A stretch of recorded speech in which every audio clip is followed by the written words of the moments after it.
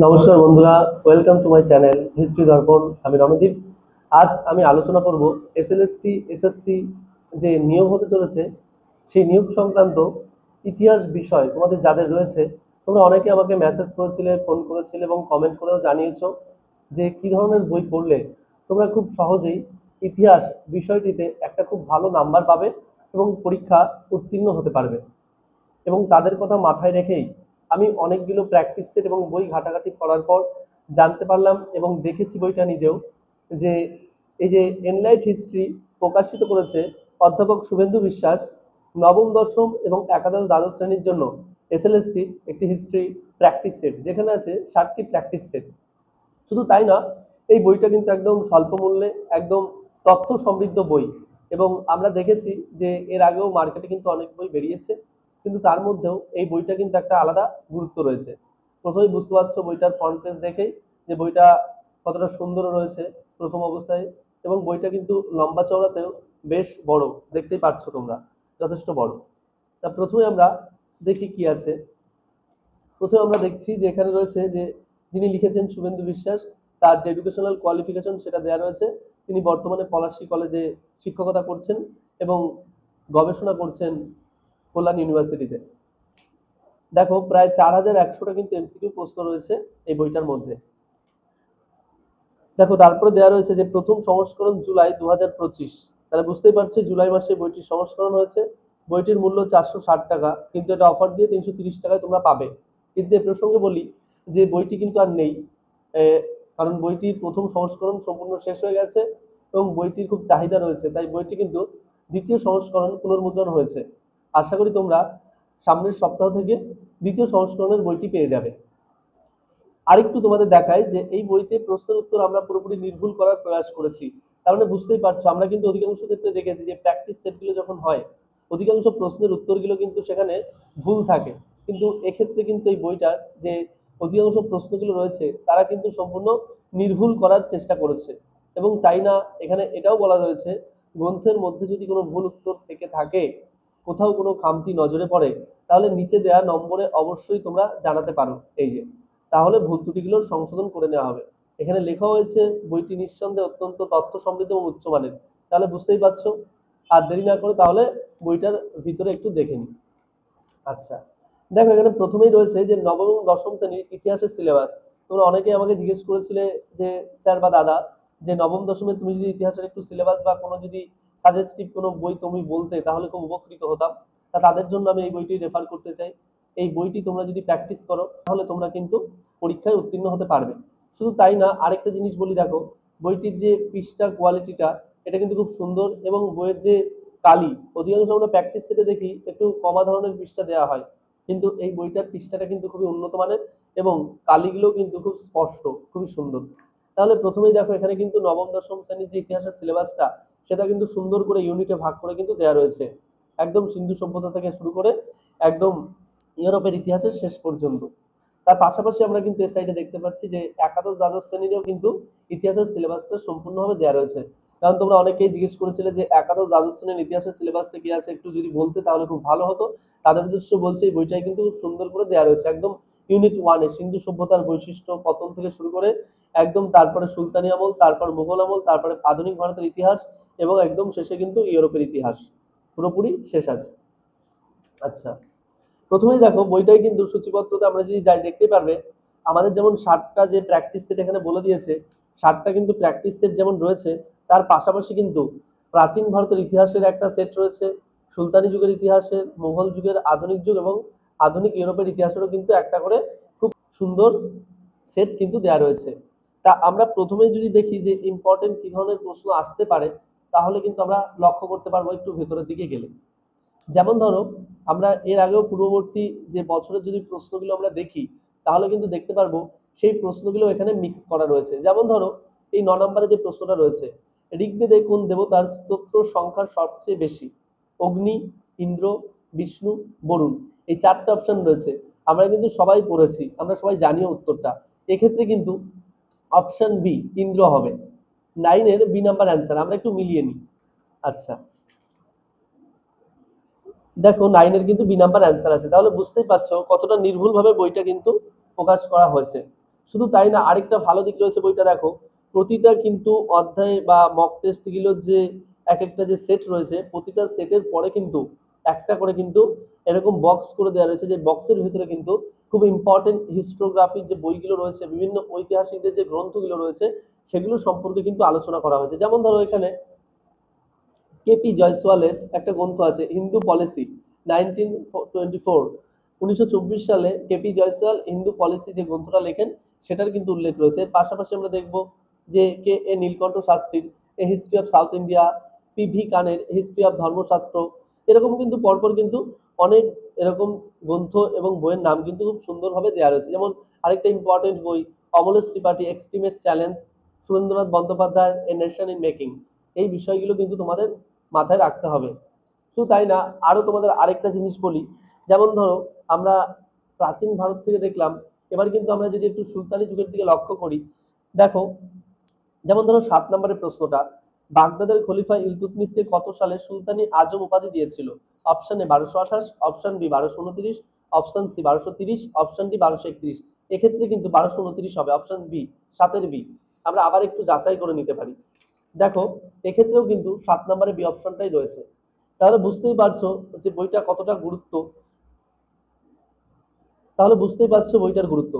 অধিকাংশ ক্ষেত্রেই কিন্তু একদম নির্ভুলভাবে প্রশ্নগুলো দেওয়ার চেষ্টা করা হয়েছে, এবং শুধু তাই না, বইটাই কিন্তু একদম সূক্ষ্মভাবে গুরুত্বপূর্ণ প্রশ্নগুলোকেই তুলে ধরা হয়েছে।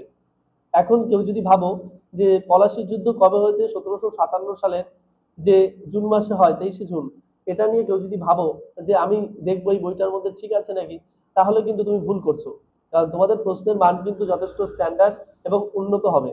এবং তোমরা বুঝতেই পারছো প্রায় 9 বছর বাদে কিন্তু আমার পরীক্ষা হতে চলেছে, তাই কম্পিটিশন কিন্তু বাড়বে। কারণ নিউ কামার যারা রয়েছে তারা কিন্তু প্রচুর পরিমাণে পড়াশোনা করছে, এবং সবার কিন্তু একটাই লক্ষ্য, যে করেই হোক এসএলএসটি যে এসএসসি 2025 নিয়োগ হতে চলেছে, এই চাকরিটা আমার দরকার। তাহলে তাদেরকে বলবো আর দেরি না করে অবশ্যই তাহলে এই বইটা কিন্তু তোমরা নিয়ে নিতে পারো, একদম চোখ বন্ধ করে। এসএলএসটি হিস্ট্রি 25-26 60টি প্র্যাকটিস সেট রয়েছে অধ্যাপক শুভেন্দু বিশ্বাসের। তা এরপরে দেখি সুলতানি আমল থেকেও তোমাদের আমি আরেকটা গুরুত্বপূর্ণ প্রশ্ন দেখাই। যেমন ধরো আমি এবার একটু মাঝামাঝির দিকে বা শেষের দিকে প্রশ্নে আসলাম।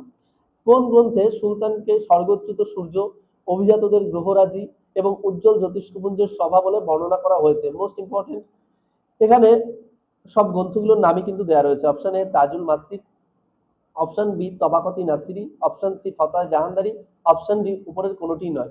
আমরা যদি উত্তর একটু লক্ষ্য করি তাহলে দেখতে পারবো যে 50 নম্বরের অপশনটার উত্তরটা কিন্তু বি আছে। তাহলে এক্ষেত্রে দেখো বি অর্থাৎ তবাকতি নাসিরি। তাহলে এই ধরনের প্রশ্নগুলো কিন্তু আমাদের একটু ভালো করে লক্ষ্য করতে হবে। তাই তোমাদের কিন্তু একটু ডেপথের প্রশ্ন খুব ভালো করে পড়তে হবে, এবং একাদশ দ্বাদশ এবং যারা নবম দশম শ্রেণীর জন্য এই পরীক্ষাটা দিতে চলেছো। যেমন ধরো আমরা এখানে আরেকটা প্রশ্ন দেখি, 39 নম্বর, সিনবব কি? অপশন এ আতর, অপশন বি বস্ত্র, অপশন সি তরবারি, অপশন ডি নকশা। 39 নম্বর অপশনটা কি আছে আমরা একটু দেখবো।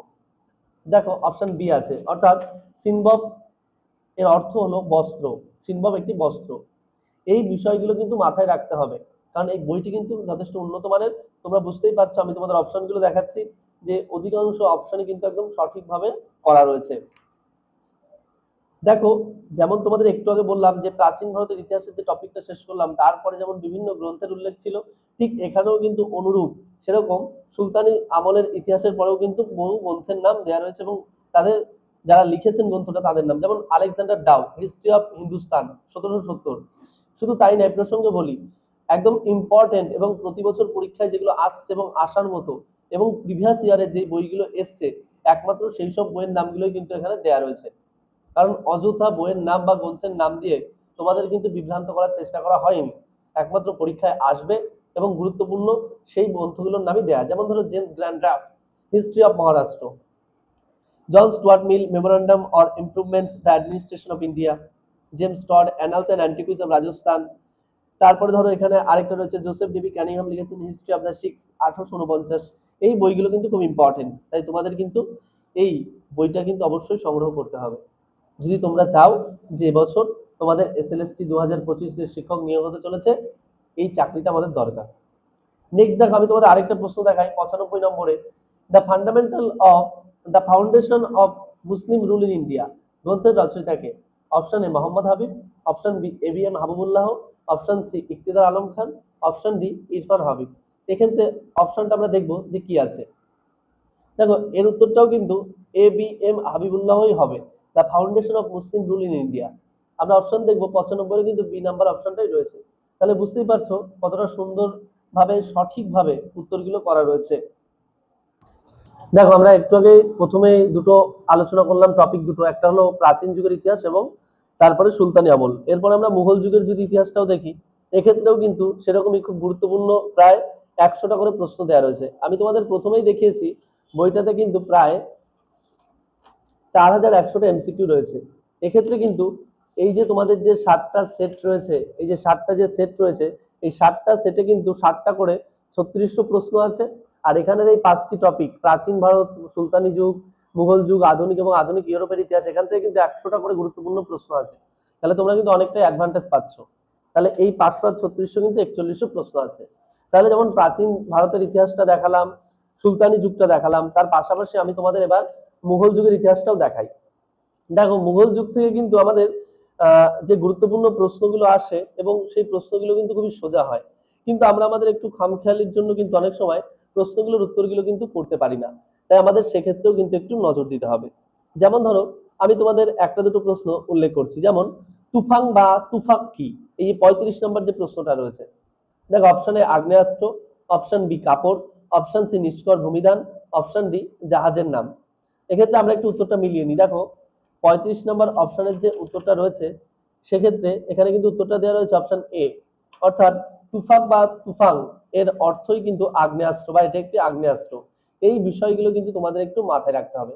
দেখো এখানেও কিন্তু আরেকটা ভালো জিনিস দিয়েছে, এটা আমরা অনেক ক্ষেত্রে পেয়েছি, কোন মুঘল সম্রাট নিজেকে জিন্দাপীর বলে পরিচয় দিতেন? যেমন এটা কিন্তু ঔরঙ্গজেব হবে, আমরা পড়েছি এটা। এখানে অপশন কিন্তু আছে আকবর, ঔরঙ্গজেব, জাহাঙ্গীর, শাহজাহান। এই বিষয়গুলো আমাদের একটু মাথায় রাখতে হবে। শুধু তাই না, যেমন ধরো আরেকটা ইম্পর্টেন্ট বই দিয়েছে, the military system of the Maratha. গ্রন্থটি কে লিখেছেন? 4টে অপশন রয়েছে। এই বইটা কিন্তু খুব পরিশ্রমের দ্বারা তৈরি করা হয়েছে। নেক্সট ধরো আমি আরো দুই একটা প্রশ্ন তোমাদের উল্লেখ করছি, যেমন ধরো যে প্রশ্নগুলো তোমরা একটু শুনছো নতুন নতুন, যেমন ধরো 44, যেমন ধরো 88 নাম্বার যে প্রশ্নটা রয়েছে, নাস্তালিক কি? অপশন এ আগ্নেয়াস্ত্র, অপশন বি লিখন শৈলী, অপশন সি বিশেষ ধরনের মুদ্রা, অপশন ডি বিশেষ ধরনের স্থাপত্য। 88 নম্বরের উত্তরটা কিন্তু হবে দেখো অপশন বি। তাহলে বুঝতেই পারছো কতটা সঠিক। 88 বি মানে লিখন শৈলী। নাস্তালিক হলো এক ধরনের লিখন শৈলী। তা এই বিষয়গুলো তোমাদের কিন্তু মাথায় রাখতে হবে। যেমন ধরো আরেকটা প্রশ্ন এখানে আমরা দেখতে পাচ্ছি যে সিয়াসপা সৈনিকের কয়টি ঘোড়া থাকতো? এক্ষেত্রে একটা জিনিস মনে রাখবা, যেমন আমরা মনসবদারি ব্যবস্থা জানি যে আকবর প্রবর্তন করেন, সেরকমই কিন্তু সিয়াসপা দোয়াসপা এই ব্যবস্থাটাও কিন্তু প্রবর্তন করেছিলেন জাহাঙ্গীর। তা এই বিষয়গুলো কিন্তু তোমাদের মাথায় রাখতে হবে। এই সিয়াসপা সৈনিকদের কয়টি ঘোড়া থাকতো, আমরা যদি এই অপশনটাও দেখবো, সেক্ষেত্রেও কিন্তু আমরা সঠিক উত্তরই পাবো। দেখো 92 নম্বর প্রশ্নের উত্তরটা কি আছে? দেখো অপশন সি, অর্থাৎ 3টি। তার মানে বুঝতেই পারছো যে কতটা সঠিকভাবে চেষ্টা করা হয়েছে উত্তরগুলো দেবার। আচ্ছা, তবে এটুকু আমি তোমাদের বলে দিতে পারি, বইটা প্রায় 99% একদম সঠিক উত্তর দেওয়ার চেষ্টা করা হয়েছে এবং আশা করি এ ধরনের উপকারী বই পশ্চিমবঙ্গে আর কোনোটা পাবে না তোমরা প্র্যাকটিস সেটের জন্য। একদম সেরা সেরা প্র্যাকটিস সেট। আমিও বইটি দেখেছি। শুধু তাই নয়, কারোর যদি মনে হয় যে কেউ সেট দিতে চাও, এই যে 2025-এর যে সেট পরীক্ষাটা হবে আমাদের WB, সেক্ষেত্রেও কিন্তু এই বইটা খুবই কার্যকরী। তোমরা অবশ্যই পরীক্ষা দিয়ে আসার পর বুঝতে পারবে তার মূল্য। নেক্সট আমরা যদি আরেকটু এগিয়ে যাই, দেখো যেটা তোমাদের বলছিলাম, এক্ষেত্রেও কিন্তু যে এই সেটটা শেষ হয়েছে তারপরেও কিন্তু দেখো গুরুত্বপূর্ণ বিভিন্ন ঐতিহাসিক এবং তাদের গ্রন্থের নাম দেওয়া রয়েছে। যেমন ধরো এখানে রয়েছে Anthony Wood, history of Europe, 1815 থেকে 1960 সালের ইতিহাসটা রচনা করেন। AGP Taylor, the struggle for mastery in Europe. এই যে গ্রন্থগুলো, এগুলো কিন্তু খুব ইম্পর্টেন্ট গ্রন্থ এবং পূর্ববর্তী তোমাদের যে পরীক্ষাগুলো হয়েছিল SSC, সেক্ষেত্রে কিন্তু আমরা লক্ষ্য করেছি যে এই বইগুলো কিন্তু সেখানে পরীক্ষায় এসেছিল। নেক্সট দেখো অনুরূপভাবে কিন্তু আমাদের আধুনিক ভারতের ইতিহাসের থেকে এরকম 100টা প্রশ্ন দিয়ে একটা সেট তৈরি করা হয়েছে। আমরা যদি প্রথমেই দেখি, এখানে 28 নম্বর যে প্রশ্নটা রয়েছে, বেনারস সংস্কৃত কলেজ কে প্রতিষ্ঠা করেন? Option A William Carey, option B James Mill, option C Jonathan Duncan, option D Lord Macaulay. এক্ষেত্রে উত্তর কিন্তু হবে জোনাথন ডানকান। 28 নম্বরের অপশন কিন্তু সি। আমরা জানি 1791 সালে জোনাথন ডানকান বেনারস সংস্কৃত কলেজ প্রতিষ্ঠা করেন। দেখো 28 নম্বরের প্রশ্নের উত্তর কিন্তু অপশন সি হবে। তাহলে আমরা একটু মিলিয়ে নিই, দেখো ঠিক আছে নাকি। দেখো 28 নম্বরের প্রশ্ন কিন্তু অপশন সি আছে, অর্থাৎ জোনাথন ডানকান। তাহলে বুঝতেই পারছো, আমি এর আগেও বললাম তোমাদের যে কতটা সঠিক করার চেষ্টা করা হয়েছে। নেক্সট আমরা আর কিছু দু একটা প্রশ্ন দেখব যে বইটার গুরুত্ব, যেমন শুধুমাত্র যে প্রতিটা টপিকের শেষেই গ্রন্থগুলোর নাম দেওয়া রয়েছে তাই না, এই বিভিন্ন সেটের ভেতরেও কিন্তু বহু গ্রন্থের নাম দেওয়া রয়েছে, শুধুমাত্র যেগুলো যেগুলো গুরুত্বপূর্ণ এবং পরীক্ষায় এসেছে বা আসবে।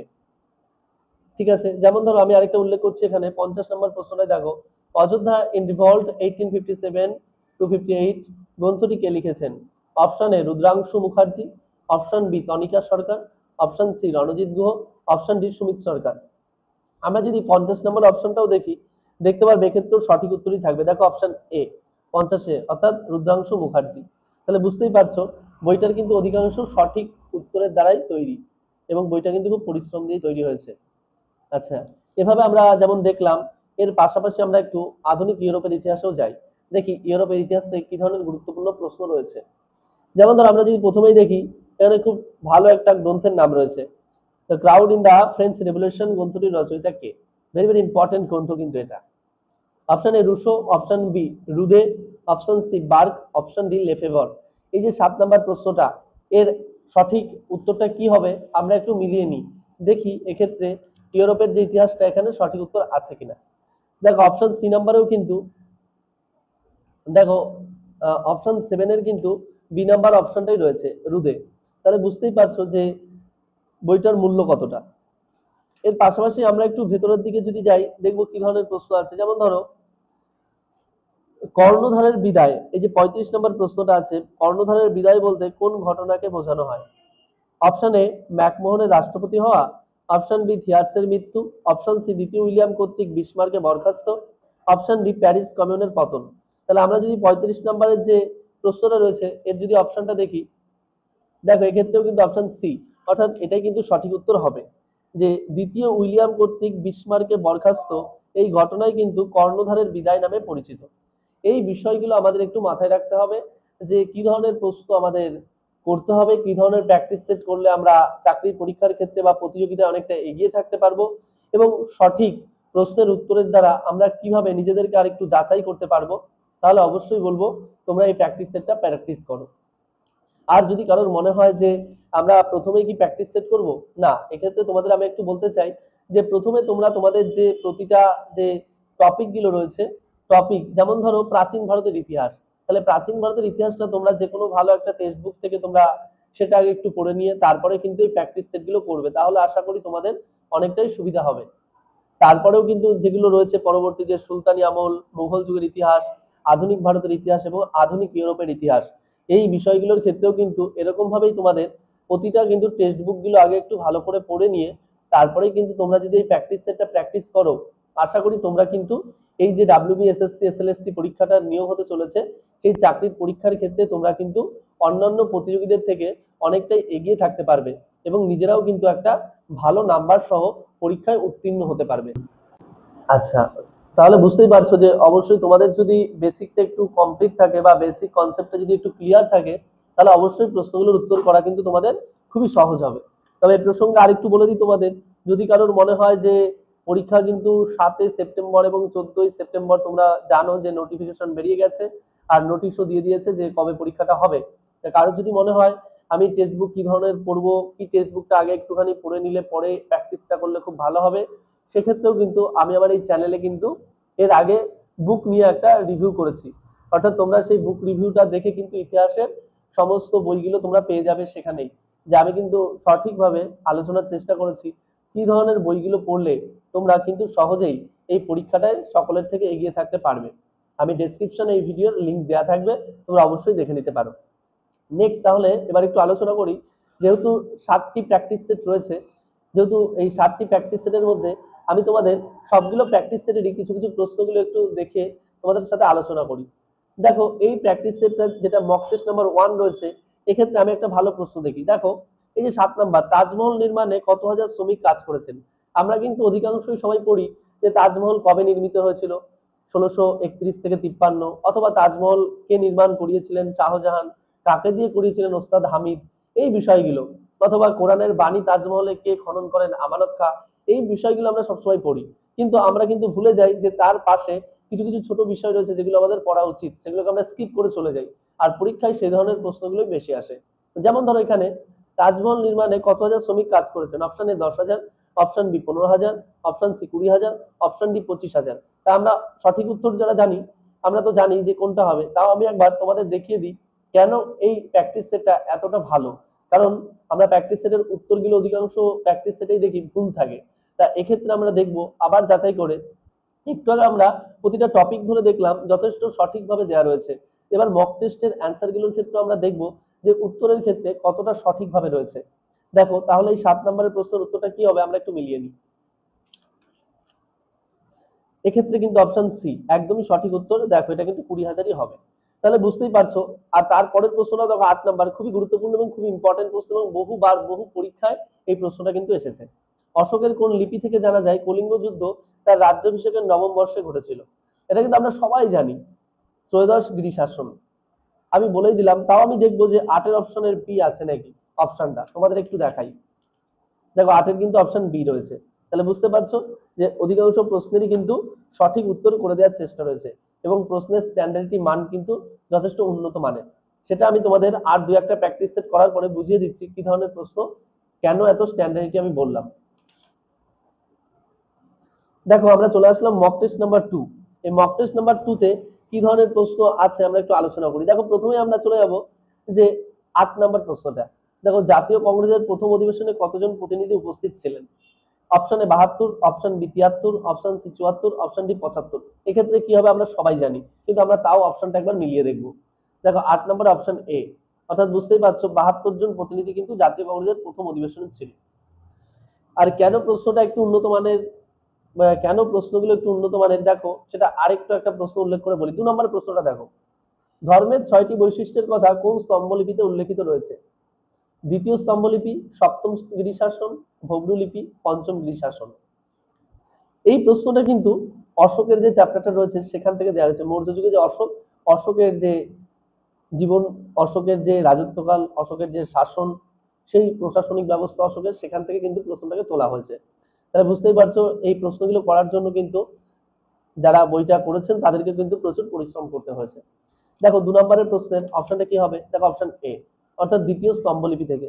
এই বিষয়গুলো কিন্তু আমাদের মাথায় রাখতে হবে, কারণ এই ছোট ছোট বিষয় আমরা যদি স্কিপ করে চলে যাই আমরা কিন্তু সঠিক প্রশ্নের উত্তরগুলো করতে পারবো না।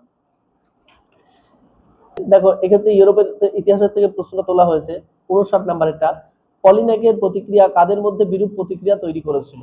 অপশন এ কৃষক শ্রেণী, অপশন বি রাজতন্ত্রী দল, অপশন সি উদারপন্থী ও প্রজাতন্ত্রী দল, এবং অপশন ডি সাম্যবাদী দল। এক্ষেত্রে কিন্তু আমরা জানি, যারা আমরা ইউরোপের ইতিহাসটা পড়েছি, এই পলিনেকের প্রতিক্রিয়া কাদের মধ্যে বিরূপ প্রতিক্রিয়া তৈরি করেছিল, এটা কিন্তু অপশন সি উদারপন্থী ও প্রজাতন্ত্রী দল। কিন্তু আমরা যারা জানি না, প্রথমেই যদি আমরা ভাবি যে অপশনগুলো শুধু টিক মেরে করবো আর চলে যাব, সেক্ষেত্রে কিন্তু একটুখানি জটিল হয়ে যাবে তোমাদের। তাই তোমাদেরকে আবারও বলছি, তোমরা আগে টেক্সট বুক একটু ভালো করে পড়ে তারপরে কিন্তু এই প্র্যাকটিস সেটটা যদি করো, তাহলে অবশ্যই তোমরা সকলেই একটা হিউজ নাম্বার পাবে, এবং প্রতিযোগিতায় সকলের থেকে অনেকটাই এগিয়ে থাকতে পারবে তোমাদের জীবনের চাকরিতে। দেখো অপশন কিন্তু সি আছে 59 নম্বরে। আচ্ছা, এভাবে আমরা যদি দেখবো অধিকাংশ প্রশ্নই কিন্তু খুবই উন্নত মানের, এবং প্রশ্নগুলো কিন্তু করার ক্ষেত্রে যথেষ্ট কোয়ালিটি মেনটেন করা হয়েছে, যেটা কিন্তু অন্য সব প্র্যাকটিস সেট গুলোর মধ্যে কিন্তু আমরা লক্ষ্য করতে পারি না। যেমন ধর আরেকটা প্রশ্ন তোমাদের দেখাই, 44 নম্বরের প্রশ্নটা দেখো, লর্ড সিংহ নামে কে পরিচিত? ভেরি ভেরি ইম্পর্টেন্ট, আমরা শুনেছি জানি, কিন্তু আমরা পড়ার সময় কিন্তু পারি না। 45টা সাউকার কথার অর্থ কি? এই এই প্রশ্নগুলো কিন্তু খুব important. Lord Sinha, option A Narendranath Bhattacharya, option B Rashbehari Bose, option C Rajnarayan Bose, option D Satyendra Prasanna Sinha. এই প্রশ্নগুলো কিন্তু খুব ইম্পর্টেন্ট। যেমন আমি 44 নম্বর অপশনটা তোমাদের দেখাই, দেখি সঠিকভাবে করা আছে কিনা। দেখো 44 নম্বর অপশনও কিন্তু সঠিকভাবে অপশন ডি, এই সত্যেন্দ্র প্রসন্ন সিংহই কিন্তু লর্ড সিংহ নামে পরিচিত। এটা কিন্তু ভেরি ভেরি ইম্পর্টেন্ট প্রশ্ন। সাউকার কথার অর্থ কি? এই প্রশ্নগুলো আমরা অনেক সময় স্কিপ করে চলে যাই। দেখো অপশন এ মহাজন, অপশন বি গ্রামের মোড়ল, অপশন সি নিজ জাতি, অপশন ডি রাজ প্রতিনিধি। এক্ষেত্রেও কিন্তু আমরা যদি অপশন লক্ষ্য করি, দেখো 45-এর অপশন এ, অর্থাৎ এক্ষেত্রেও কিন্তু মহাজন সাউকার কথার অর্থ। তাহলে বুঝতেই পারছো কতটা সঠিকভাবে করা হয়েছে। তাহলে আমরা যখন প্রথমেই তিনটে মক টেস্টের সেট দেখলাম, আমরা ধীরে ধীরে তাহলে একটু মাঝামাঝি দিকে যাই, দেখি কি ধরনের প্রশ্ন দেওয়া আছে। দেখো আমি তোমাদের সামনে নিয়ে আসলাম মক টেস্ট নাম্বার 15, একটু মাঝামাঝিতে আসলাম আমি। এসে দেখো এখানে কিন্তু শুধুমাত্র আমরা যে প্রশ্ন ধরে ধরে করছি সেরকমই কিন্তু নেই, এক্ষেত্রে কিন্তু ম্যাচিং যে তোমাদের আসে একটু উলট পালট করে যে সাজানো, সেগুলোও কিন্তু দেওয়া রয়েছে, তোমরা দেখতে পাচ্ছ। এর জন্য আমি বললাম বইটার গুরুত্ব যে কতটা বুঝতেই পারছো। দেখো আবার তোমাদের যেটা বললাম, দেখো অধিকাংশ ক্ষেত্রে কিন্তু লক্ষ্য করা হয়েছে, অধিকাংশ ক্ষেত্রে কিন্তু চেষ্টা করা হয়েছে যে প্রতিটা টপিকের শেষে কিন্তু সুন্দরভাবে কিছু কিছু ক্ষেত্রে গুরুত্বপূর্ণ বই, যেমন বিপান চন্দ্রের যে গুরুত্বপূর্ণ বইগুলো এখানে কিন্তু দেওয়া রয়েছে। The rise and growth of economic nationalism and colonisation in India, Indian struggle for independence, communism in modern India, India after independence. এই বইগুলো কিন্তু খুব ইম্পর্টেন্ট, তোমরা যদি মুখস্থ করে রাখো বইগুলো খুবই কাজে লাগবে এবং খুবই গুরুত্বপূর্ণ। দেখো আমি তোমাদের সামনে যে 15 নাম্বার সেটটা নিয়ে আসলাম, এখানে আমি একটা তোমাদের গুরুত্বপূর্ণ একটা প্রশ্ন আলোচনা করি। 59 নাম্বার, জোল ভ্যারাইন কি ছিল?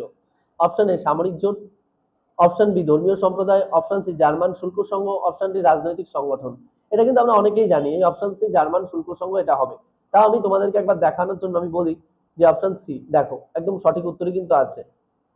এই যে প্রাবদা শব্দের অর্থ কি? 7 নম্বর প্রশ্নটা দেখো, অপশন এ বিপ্লব, অপশন বি শ্রমিক, অপশন সি সত্য, অপশন ডি গণতন্ত্র।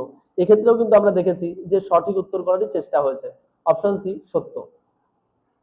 আমরা কিন্তু এমনও পেয়েছি অনেক ক্ষেত্রে কিন্তু আমরা দেখেছি যে প্রাবধা কথার অর্থ কিন্তু স্ফুলিঙ্গও আছে, অনেক ক্ষেত্রে আমরা লক্ষ্য করতে পেরেছি।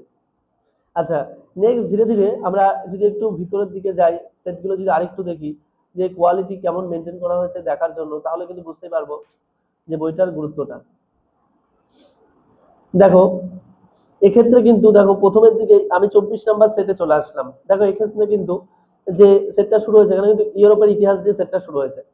দেখো পরীক্ষার্থীদের যাচাই করার জন্য এবং পরীক্ষার্থীদের যে তারা কতটা প্রিপেয়ার তাদেরকে জানার জন্য কিন্তু সেটগুলোও কিন্তু সেরকম ভাবেই তৈরি হয়েছে। কোনো সেটের প্রাচীন ভারতের ইতিহাস দিয়ে শুরু, কোনো সেট মুঘল যুগ, কোনো সেট আধুনিক, কোনো সেট ইউরোপ। প্রতিটা সেটেই কিন্তু কোনো না কোনো একটা বিকল্পভাবে বা নতুনত্ব দ্বারা প্রশ্নগুলো স্টার্টিং করা হয়েছে। যেমন এই 24 নাম্বার সেটে টালির দিন সংগঠিত হয়েছিল কোথায়? Option A Versailles, option B Paris, option C Grenoble, option D Lyon. এটারও যদি আমরা অপশন দেখবো 1 নাম্বার, এটাও দেখো অপশন সি অর্থাৎ গ্রেনোবল, টালির দিন সংগঠিত হয়েছিল গ্রেনোবলে, সঠিক উত্তর। তাহলে বুঝতেই পারছো যে বইটার গুরুত্বটা বারবার আবার বলার অপেক্ষা রাখে না। আরেকটা গুরুত্বপূর্ণ প্রশ্ন দেখাই এই 24 নাম্বার সেটের 29 নাম্বার, দেখো বারবক সহ কবিতা লিখতেন কোন ছদ্মনামে? Option A Nizam, option B Tukhar, option C Gulrukh, option D Shahrukh. এটা আমরা যারা একটু ভালো করে পড়েছি সবাই কিন্তু আমার অপশন দেওয়ার আগেই তোমরা বলতে পারবে অপশন সি, এটা কিন্তু গুলরুখ হবে। এই প্রশ্নটা খুব ইম্পর্টেন্ট প্রশ্ন। শুধু তাই না, তারপরে আমি আরেকটা প্রশ্ন তোমাদের আলোচনা করছি। দেখো 29 নাম্বার প্রশ্ন যদি যাই, দেখো অপশন সি, তাহলে বুঝতেই পারছো অপশন সি যে গুলরুখ রয়েছে, কারণ গুলরুখী ছদ্মনামেই তিনি কবিতা লিখতেন, আমরা দেখেছি। আচ্ছা এই যে সিকান্দার লোদি কোন বছর রাজধানী আগ্রায় স্থানান্তর করেন? এটা কিন্তু মোস্ট একটা ইম্পর্টেন্ট এবং ডিবেট প্রশ্ন। কেমন আমি তোমাদের বলি, এখানে অপশন আছে 1490, option B 1504, option C 1510, option D 1495। এক্ষেত্রে কিন্তু অপশনটা বি হওয়ার কথা 1504। দেখো 28 নম্বরে যদি অপশন দেখি আমরা, 28-এর কিন্তু বি আছে অপশন, দেখো তাহলে 1504। কিন্তু তোমরা অনেকেই বলবে এবং অনেকেই দেখবা যারা পড়েছো অনেক ক্ষেত্রে কিন্তু অনেক বইতে রয়েছে 1505 সালে সিকান্দার লোদি রাজধানী আগ্রায় স্থানান্তর করেন। তা এক্ষেত্রে কিন্তু তোমাদের অপশন দেখে তারপরেই কিন্তু উত্তরগুলো করা উচিত। যেহেতু এখানে 1505 নেই, এজন্যই কিন্তু আমরা 1504 সঠিক উত্তর করা হয়েছে বা 1504-কে সঠিক উত্তর হিসেবে গণ্য করেছি। আচ্ছা এবার একটু আমরা পরের দিকে যদি যাই, কি ধরনের প্রশ্ন। আচ্ছা আবার তোমাদের বলি, দেখো একটু আগে আমরা 24 নাম্বার সেট করলাম, দেখো 26 নাম্বার সেটেই কিন্তু আবার যে তোমাদের বলেছি এক্সট্রা যে অ্যাডিশনাল হিস্টোরিয়ান এবং তাদের গ্রন্থের নাম আবার কিন্তু দেওয়া রয়েছে। এখানে কিন্তু যদুনাথ সরকারের কিন্তু মোস্ট ইম্পর্টেন্ট কয়েকটা গ্রন্থের নাম দেওয়া রয়েছে।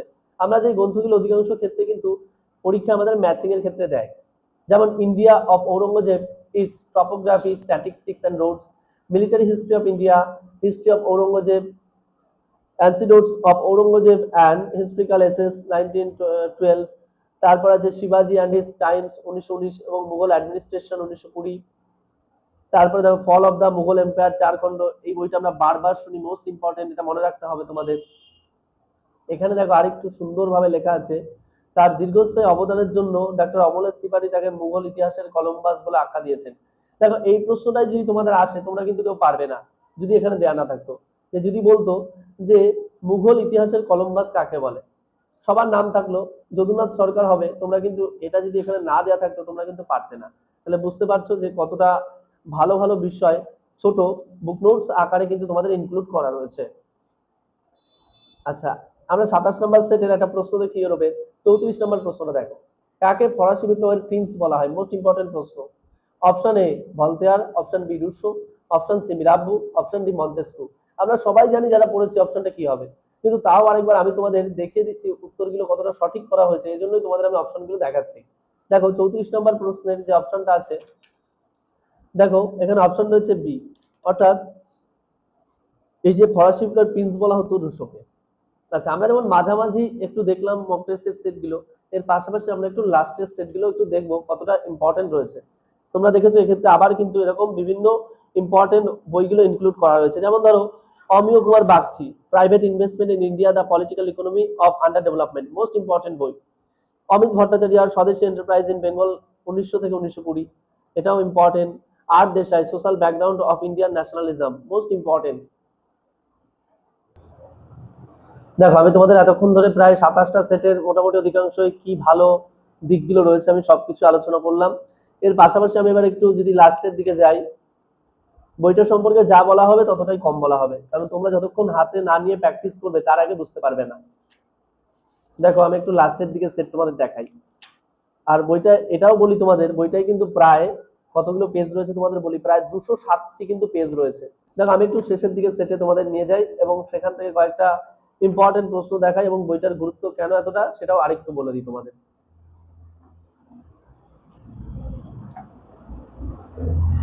দেখো আমি একদম সোজা চলে আসলাম 58 নম্বর সেটে। 58 নম্বর সেটে দেখো একটা প্রশ্ন আছে, আমি তোমাদের বলছি 6 নম্বরের প্রশ্নটা, সম্প্রতি কোন স্থানে রাজা অশোকের ভাঙা ভাস্কর্য আবিষ্কৃত হয়েছে? এটা কিন্তু তোমরা অধিকাংশ প্র্যাকটিস সেটে এই প্রশ্নটা পাবে না। আমি কেন তোমাদের বললাম বইটার গুরুত্বটা, কারণ এটা একদম আপডেটেড প্রশ্ন এবং আমাদের কিন্তু ইতিহাসে বর্তমানে আমরা লক্ষ্য করতে পারছি শুধু নেট সেট বলে নয়, বিভিন্ন রাজ্যেরও যে এসএলএসটি গুলো হচ্ছে, তুমি ঝাড়খণ্ড দেখো, আসাম দেখো, বিহার দেখো, ত্রিপুরা দেখো, মেঘালয় দেখো, তারাও কিন্তু চেষ্টা করছেন যে একটু নিত্য নতুন বা আপডেট ধরনের ইতিহাসের প্রশ্নগুলো দেওয়ার, যে শিক্ষার্থীরা কতটা আপডেট রয়েছে এবং পড়াশোনার প্রতি তারা কতটা মনোযোগী। তা এই প্রশ্নটা কিন্তু তোমরা যদি এই বইটা কেনো, এর মধ্যে এরকম ধরনের কিন্তু আরো বহু প্রশ্ন রয়েছে। যেমন ধরো এই 6 নম্বরের প্রশ্নটা, সম্প্রতি কোন স্থানে রাজা অশোকের ভাঙা ভাস্কর্য আবিষ্কৃত হয়েছে?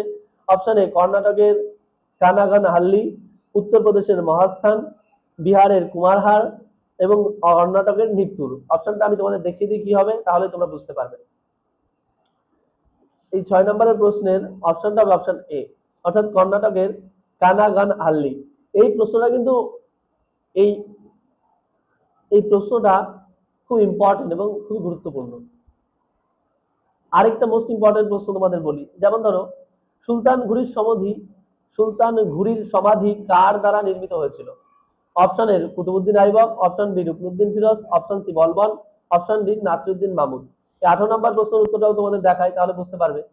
দেখো 18 নম্বর প্রশ্নের উত্তরটা কিন্তু অপশন ডি, অর্থাৎ সুলতান ঘুরির সমাধি নির্মিত হয়েছিল নাসিরউদ্দিন মাহমুদের সময়। তাহলে বুঝতেই পারছো বইটার গুরুত্ব। যেমন ধরো 59 নম্বর মক টেস্টের প্রশ্নটা দেখো, শুরু হয়েছে কিন্তু প্রাচীন ভারত দিয়ে। প্রথমেই রয়েছে হরপ্পা সভ্যতার নিচের কোন ধাতুটি বর্তমান রাজস্থান ও ওমান থেকে পাওয়া গেছে? Option A tin, option B রূপা, অপশন সি সোনা, অপশন ডি তামা। এই প্রশ্নটা তোমরা যদি না পড়ো তাহলে কিন্তু তোমরা পারবে না, তোমরা একমাত্র যদি পড়ে থাকো তাহলেই কিন্তু পারবে। দেখো আমরা অপশন দেখিয়ে তোমাদেরকে বলে দেওয়ার চেষ্টা করি যে অপশনটা কি হবে। অপশন একের কিন্তু ডি হবে, অর্থাৎ তামা।